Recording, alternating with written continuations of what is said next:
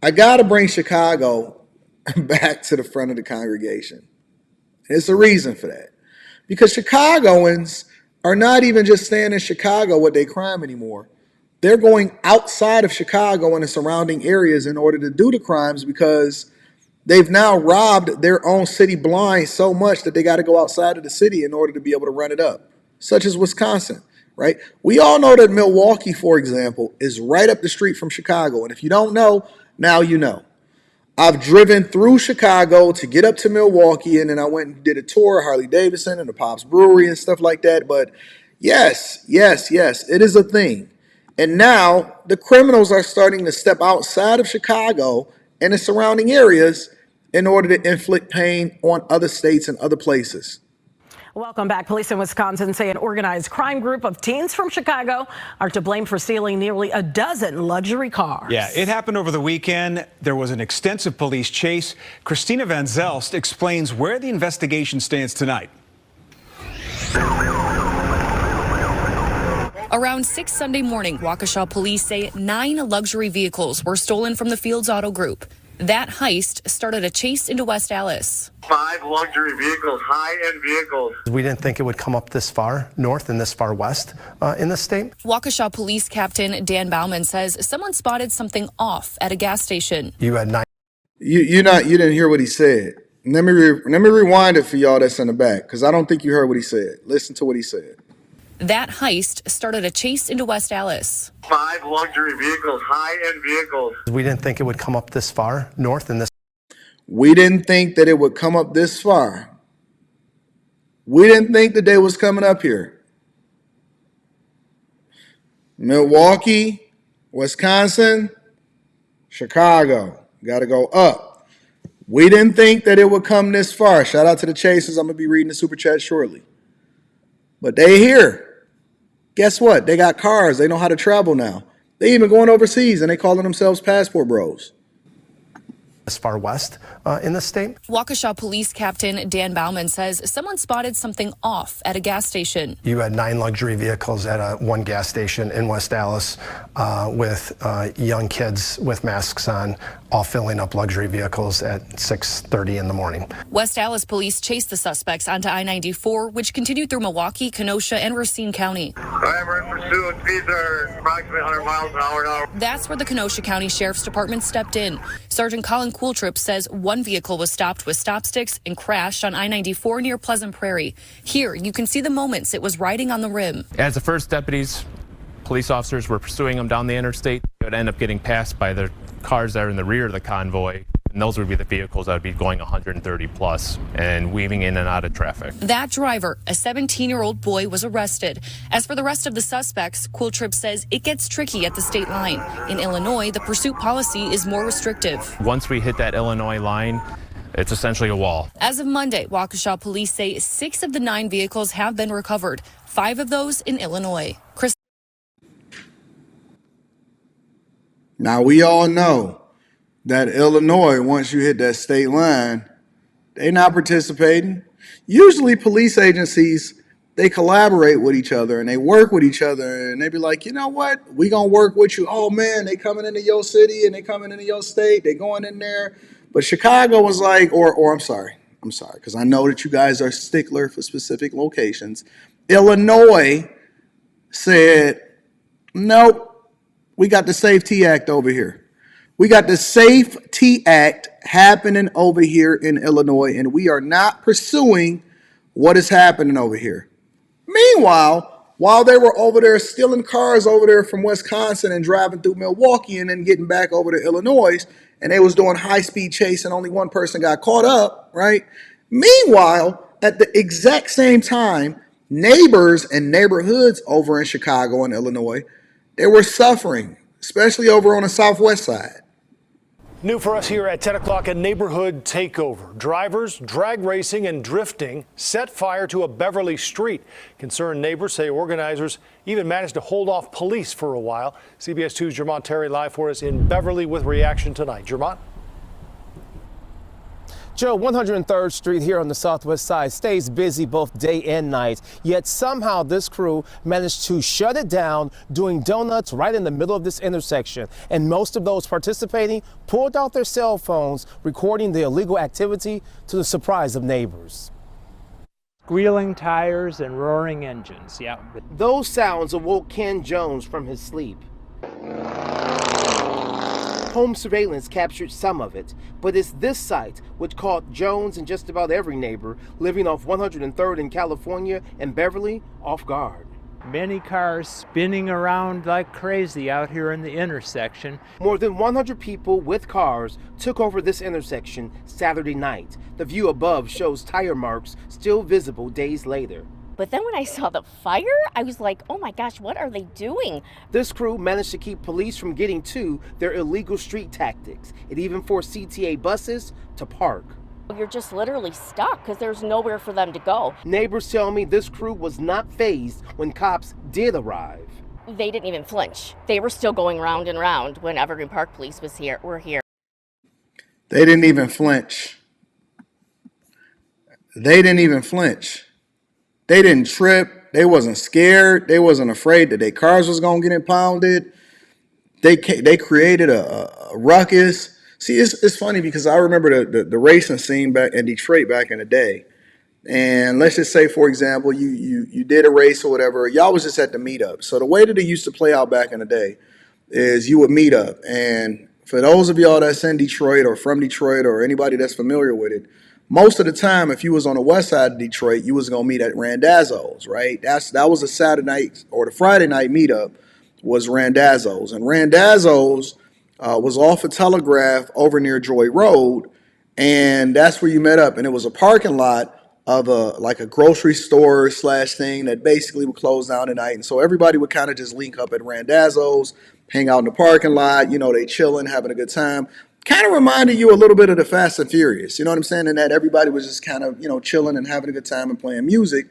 And then whatever it is that you decided that you was going to do your deal, because at the time I was driving a Chevy Trailblazer SS, right? So I had a Trailblazer SS, the all black joint, and then we had it heavily modified and stuff like that. It's pretty crazy to think about it back in the day. But you would all link up and everybody would do whatever it is that they would do. And then you would bet whatever money you wanted to bet. And whoever you trusted to hold the cash or whatever. And then you would go off to the location, and usually it would be over in a park or something. But you would go over into a location, you do your quarter mile, you race, and then you run up the check or whatever. You lose, you win, whatever, and everybody go back and they do their thing, right? Until there start being moles and cops and stuff like that. Now, I'm not telling you that this is the right thing to do. I'm not telling you that this is a good thing. What I am telling you is that it wasn't like this. They are out there terrorizing neighborhoods. They have no fear of the police. They don't care. They're setting fire to the road. They're doing burnouts in the middle of the road, and they're causing a ruckus, and they're doing it for social media. It's different. It's different. We knew that if you got your car took, you got your car took. And it's too much money invested in these cars in order to continue to get it took. CPD started coming, and then they just all took off. This is video of those cars speeding off the moment Chicago police got on scene. Look closely. Cars drove on sidewalks and lawns trying to avoid getting caught. Where all the people came from, I can't understand. The street takeovers remain an ongoing problem across the city and burbs, mostly occurring in open lots or along Lower Wacker Drive. Yet Beverly residents felt the concern over the weekend. Upsetting. The kind of upsetting that has adrenaline running in you, and you're ready to defend yourself if you have to. Now, this crew popped up quickly and dispersed just as fast. Now, neighbors are just hoping that this crew does not return anytime soon. Now, we checked in with Chicago police. They tell CBS 2 they did not make a single arrest in Saturday's incident. The name of this show today is called Depolicing. The name of this show today is called Depolicing. Now, if you're a resident of Chicago, okay, and damn near every day we do something or have some conversation about the migrant crisis in Chicago, and the crime that's happening in Chicago, or somebody walking down the street and getting their head knocked over, people pulling up in a car and all black and everything, they got the poosh icy mask on and they robbing you, car burnouts, neighborhood terrorism, police is basically defunded, budgets is shot, underrepresented as far as the police force by thousands and thousands of people and members, yet we deploying majority of the resources over into the migrant crisis. And if you're thinking about this, and you also considering the idea that Chicago has some of the highest property taxes in the United States of America, and you're not going to be protected. They don't have a single arrest, not a single arrest as a result of this. What do you then think of it, right? How do you then make sense of what's happening? How does it resonate with you? Like, what do you think is going to happen if you ever need to call the police department, or if something is happening recklessly in your neighborhood? They didn't make a single arrest, not one single arrest. And the funny part about it is they didn't even care. The people that was creating the crime and the ruckus that was in the neighborhood and tearing up and setting the street on fire, they wasn't fearful. They didn't care about what was going on. They're just doing what they want to do because they know that you're not going to do nothing. And even if they did get arrested or caught, you're going to release them without bail because that's what your laws indicate. And so why should they fear you when they don't have a reason to? Some Chicago Housing Authority residents are sounding the alarm about their living conditions. They live in the Washington Park homes and they're demanding repairs and sanitary housing conditions. Tia Ewing is in Studio 32 with more on what they're all saying. Tia. Well, Terrence and Sylvia, the tenants living at CHA's Washington Park home say they've had to live with mysterious rashes, lack of heat, mold, lack of repairs, and sewage water leaking into their kitchens. The residents decided to make their voices heard by organizing together today. Many of them say they've reached out to CHA and East Lake Management only to get no response or to be threatened with an eviction for speaking out. Many are. Shout out to the Chicago Housing Authority. Shout out to the Chicago, because see, last week, at the end of last week, I did a segment on the Millionaire Morning Show where Brandon Johnson was touting how awesome of a job he's doing. Brandon Johnson is only about 9 months into his tenure as mayor of Chicago. And he's running around talking to old ladies and showing up at bingo halls saying how awesome of a job he's doing in the city of Chicago. And he's largely leaning on how successful he's been to manage the migrant crisis and all of the new migrants and all of the funding that's been coming into the city. And he's been touting how awesome of a job and how freaking awesome, in his words, quote, that he's been doing over in Chicago. The Chicago Housing Authority can't even get their act together with regard to the residents that they're housing. But we deploying countless, unlimited resources when it comes to making sure that the migrants is taken care of. Afraid by demanding the change that they want, that their subsidized rent will be in jeopardy. Teresa Stevenson says she's lived in CHA since 2008, and this winter she had heating issues. My unit has no insulation. There have been times when I had to use big blankets to put on my children's windows. I'm currently having issues with mold in my unit. As of December of this year, an inspector came out on January 26th, and the results were determined it was indeed mold. Hold on, so let me back up for 1 second, because I know we bringing Chicago to the front of the congregation. So you've been living in I just got to ask the question. Are you telling me, and again, I'm not a fan of what's going on with the migrant crisis or anything, but I'm just curious.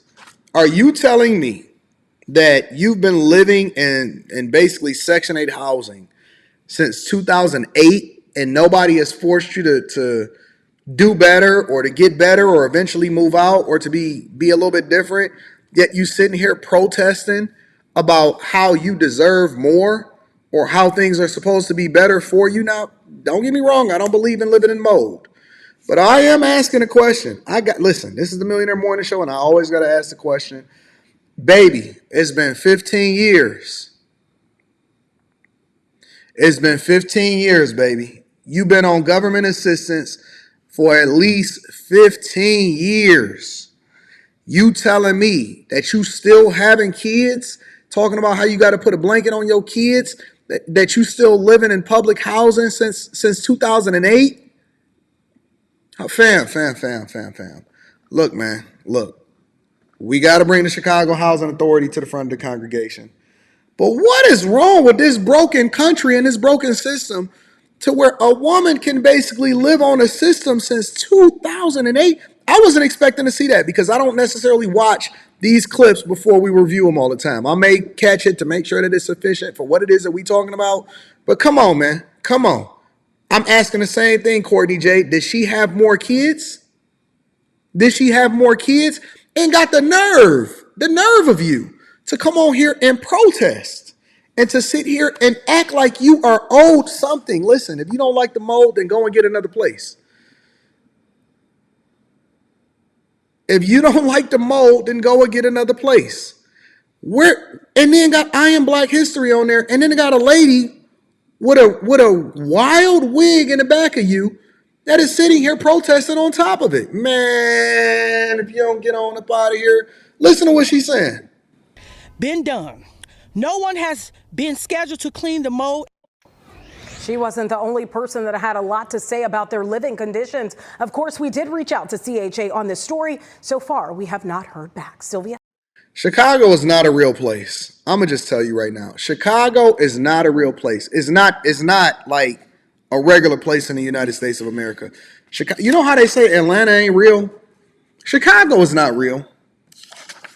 Chicago is not a real place. I'm telling you that it's not a real place. It's not. I know that y'all think it's real. This is the electrical plans that I got to go through and I got to do with my contractors and stuff like that. So I got to do a walkthrough today to make sure that the electrical plans is all set as far as the electrician. So I'm meeting them over there today. But Chicago is not a real place in real life. In real life. I don't even know how y'all still living there, fam. And actually, I think that y'all should stay living there because y'all voted for this. So I don't think you should run away from the thing that you voted for. So shout out to Chicago.